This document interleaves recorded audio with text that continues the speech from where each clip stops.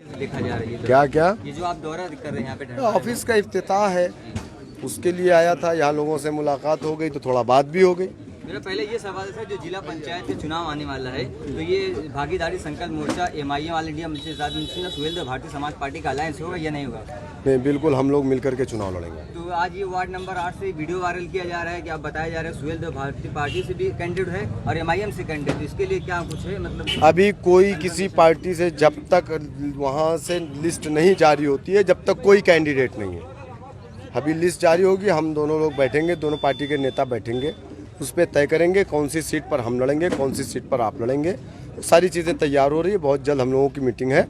28 तारीख को हमारी लखनऊ में जिला अध्यक्षों की मीटिंग है। उस मीटिंग में हम सबसे लिस्ट मांगे हैं कौन कौन सी सीटों पे लड़ना है। वो लिस्ट हम बैठ करके डिस्कस कर लेंगे, उसको हम लोग बात कर लेंगे। भाजपा मंत्रिमंडल में शामिल रह चुके ओम प्रकाश राजभर के साथ आप उत्तर प्रदेश में सियासत में मुसलमानों को हिस्सेदारी दिलाने की बात कर रहे हैं, लेकिन मुस्लिम क़यादत वाली पार्टी जो राष्ट्रीय उलमा काउंसिल, उससे इतनी दूरी क्यों? देखिए, मैं एक बात आपको बता दूं, उलमा काउंसिल अपना जनाधार खो चुकी है। उलमा काउंसिल जिस चीज़ के लिए पहचानी जाती थी, उसने अपनी पहचान को खो दिया। मैं उलमा काउंसिल का फाउंडर रहा हूं और मैंने जो कुर्बानी उलमा काउंसिल के लिए दी है, और मैंने अपनी सियासत का आगाज़ भी वहीं से किया है। समझ रहे हैं? हम पर्दे पे नहीं आते थे, हम पर्दे के पीछे लोग रहते थे, जो लोग ट्रेन को दिल्ली तक पहुंचाते थे। समझ रहे हैं? लेकिन सियासतदान कर सकता है। अच्छी सियासतदान कर सकता है। एक अच्छा वकील अच्छा ऑपरेशन नहीं कर तो सकता। आपका कहना ये है कि राष्ट्रीय उलमा काउंसिल में कोई अच्छा सियासतदान नहीं है? मैं ये क्यों कहूँ? मैं आपसे कह रहा हूँ कि एक वकील अच्छा ऑपरेशन नहीं कर सकता, एक अच्छा डॉक्टर जो सर्जन है वो अच्छी वकालत नहीं कर सकता। सियासतदान ही सियासत। इस वक्त हिंदुस्तान में लीडर कौन है?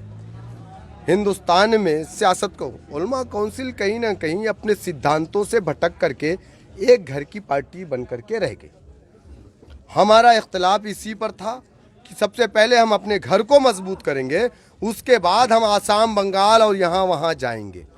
इस चीज को लेकर संकल्प मोर्चा में जो 7-8 और पार्टियां हैं, उनका वजूद राष्ट्रीय उलमा काउंसिल से भी कहीं कम है, तो उन्हें शामिल करना। और आप राष्ट्रीय उलमा काउंसिल के प्रवक्ता हैं या आप प्रवक्ता नहीं हूं, आप राष्ट्रीय उलमा काउंसिल की ही बात कर रहे हैं?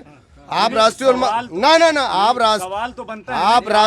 आप राष्ट्रीय उलमा काउंसिल के प्रवक्ता हैं, मुझे मालूम है।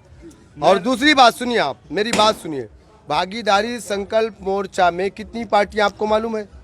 9 पार्टियां शामिल हैं। 9 पार्टियां, सबका नाम मालूम आपको? लेकिन जो आपको मालूम है? आप सुनिए, आपको मालूम है? जितने लोग यहाँ पर मौजूद हैं, कोई बैरिस्टर असदुद्दीन ओवैसी साहब और ओम प्रकाश राजभर के अलावा किसी और लीडर का नाम नहीं बता सकता जो इसमें। बाबू सिंह कुशवाहा को आप नहीं जानते हैं?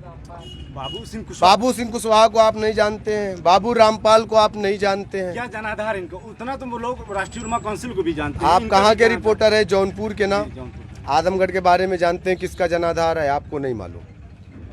उत्तर प्रदेश में 75 जिले हैं, 80 लोकसभा है, 403 विधानसभा है।